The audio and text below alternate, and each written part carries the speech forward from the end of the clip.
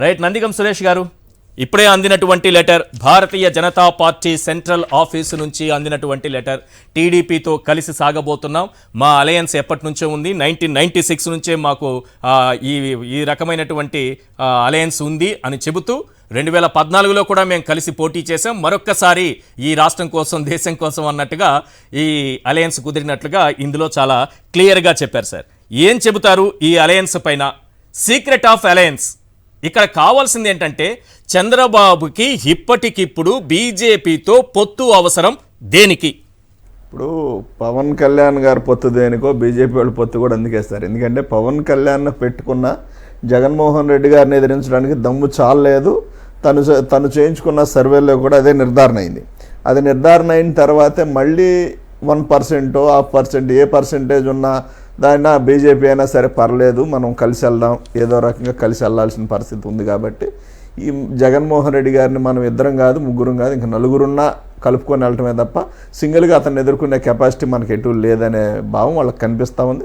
అందులో భాగంగానే ఈ పొత్తులు వెంపర్లాట్లు. మరి వీళ్ళకి నైతికంగా విలువలు అనేవి ఉంటాయి. నైతికంగా విలువలు ఉంటే అసలు వీళ్ళు పొత్తు పవన్ కళ్యాణ్ చంద్రబాబు నాయుడుతో పెట్టుకోండి, చంద్రబాబు నాయుడుకి ఎటు నైతిక విలువలు లేవనుకోండి.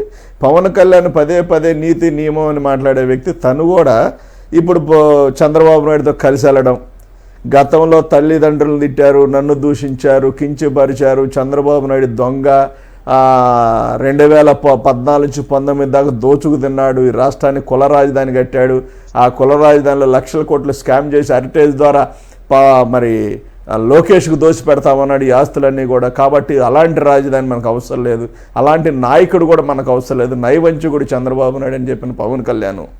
బీజేపీ కూడా అదే వెర్షన్ మాట్లాడింది. బీజేపీని కూడా చంద్రబాబు నాయుడు అదే వెర్షన్ మాట్లాడాడు. నరేంద్ర మోడీ గారిని అయితే ఏకంగా భార్య బిడ్డలు లేరని, వాళ్ళతో కలిసి లేడని, ఆయనకి పెళ్ళి లేదని ఇంకో రకంగా మాట్లాడిన సందర్భాలు మనందరం చూసాం. నరేంద్ర మోడీ గారికి వార్నింగ్లు ఇచ్చిన సందర్భం కూడా మనందరం చూసాం. కాబట్టి ఇలాంటి పరిస్థితుల్లో నరేంద్ర మోడీ గారికి కొంచెం కాస్త అయినా ఆలోచించాల్సిన అవసరం ఉంది. మరి ఆయన ఆలోచించటం లేదు, ఆయన ఆలోచించాల్సిన అవసరం లేదనుకున్నాడు. మరి చంద్రబాబు నాయుడిని గతంలో గజ దొంగ రకరకాలుగా నరేంద్ర మోడీ గారు కూడా మాట్లాడిన సందర్భాలు, బీజేపీ వాళ్ళు మాట్లాడిన సందర్భాలు. కాబట్టి వీళ్ళందరి ఎజెండా ఏంటి?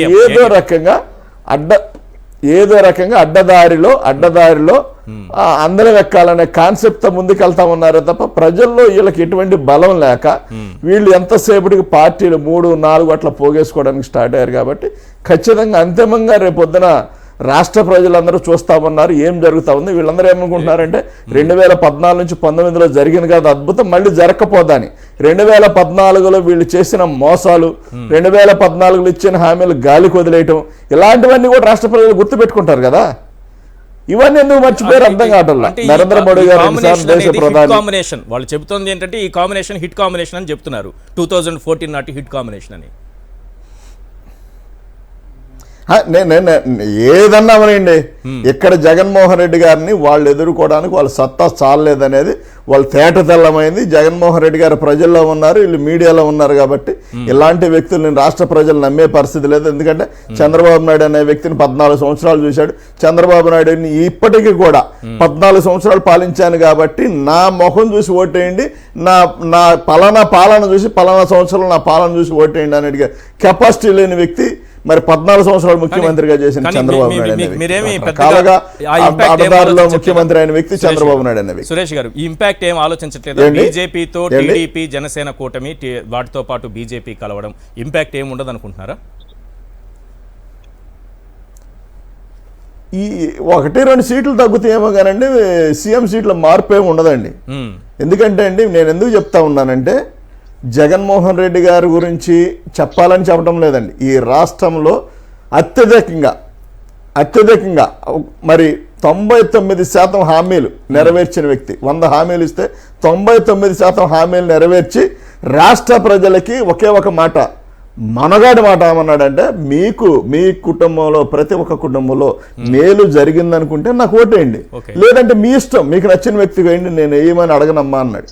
అది ఒక దమ్మున్న వ్యక్తికి, ప్రజలకు సేవ చేసిన వ్యక్తికి మాత్రమే ఆ వాయిస్ వచ్చింది. చంద్రబాబు నాయుడు చెప్పానండి, సత్తా ఉంటే నేను 14 సంవత్సరాలు పాలించాను, నా పాలన చూసి మళ్ళీ ఓటేయండి అని చంద్రబాబు నాయుడు చెప్పానండి. పోనీ చంద్రబాబు నాయుడు గారికి జగన్మోహన్ రెడ్డి గారు ఏదైనా తేడా ఉందని అనుకుంటే చంద్రబాబు నాయుడు అనే వ్యక్తి సింగిల్గా పోటీకి రమ్మానండి. పవన్ కళ్యాణ్ కలుపుకున్నాడండి. సీక్రెట్ సర్వేలో కూడా పవన్ కళ్యాణ్ కలుపుకున్న కెపాసిటీ చాలదు అని చెప్పి ఈ సర్వేలన్నీ కూడా చెప్పడం అనేది తనకి భయం పట్టుకొని, ఇప్పుడు మీకు చెప్తాను. నేను ఇందాక కూడా ఒక మాట చెప్పాను, మనవాళ్ళు నా పక్కన ఉన్న వ్యక్తితో మాట్లాడా. పరగడుపు 400 షుగర్ ఉంటే ఆ పేషెంట్ పరిస్థితి ఎట్లా ఉండదో చంద్రబాబు నాయుడు పరిస్థితి అట్లా ఉందండి వాస్తవంగా. ఎందుకంటే అండి పొత్తు అని ఒక టాబ్లెట్ వేసుకుంటే అని సెట్ అవుద్దాం చూస్తా ఉన్నాడు. అది పొత్తు ద్వారా సెట్ అయ్యే టాబ్లెట్ అది సెట్ అవుదండి. గతంలో 14-19 పరిస్థితులు వేరు. అప్పుడు మీరు చేసిన మోసాలు రాష్ట్ర ప్రజలందరూ, మధ్యతరగతి వారు, విశ్లేషకులందరూ కూడా మాట్లాడారు. మరి అనుభవశాలందరూ కూడా చూస్తామన్నారు. కాబట్టి మళ్ళీ అలాంటి అవకాశం వచ్చింది అనుకోవడం భ్రమగానే మిగులుతుందండి. 17వ తారీఖున లేదా 18వ తారీఖున ఉమ్మడి సభ పెట్టాలని చంద్రబాబు నాయుడు గారు ఆలోచిస్తున్నారట. ఇప్పటికే పార్టీ శ్రేణులకు ఫోన్ చేసి మరీ చెప్పారట మంచి అనువైన ప్రదేశం చూడమని. దీనికి మోడీ గారు కూడా హాజరవుతారని ఆయన తన పార్టీ నాయకులకి చెప్పిన మాట. ఎలా చూస్తారు? చంద్రబాబు, పవన్ కళ్యాణ్, మోడీ గారు ఇలా అందరూ ఒకే వేదిక పైకి వస్తే ఎలా ఉంటుంది అనుకుంటున్నారు అసలు ఆ సీను? ఇప్పుడు ఈ ముగ్గురు నాయకుల కలయిక కదా ఇది.